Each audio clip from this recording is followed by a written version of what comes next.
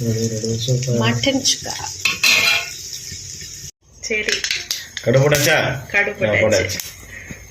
அடுத்து பெருஞ்சீரகம். பெருஞ்சீரகமா சொல்லுங்க. பெருஞ்சீரகம்.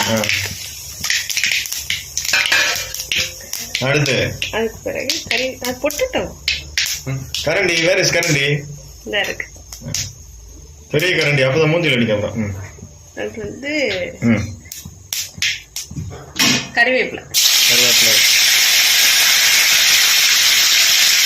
பெரிய கரண்டி யூஸ் பண்ணணும்.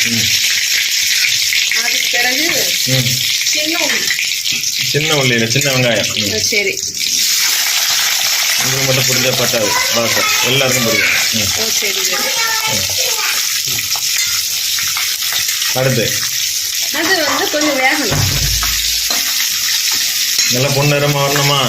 லைட்டா.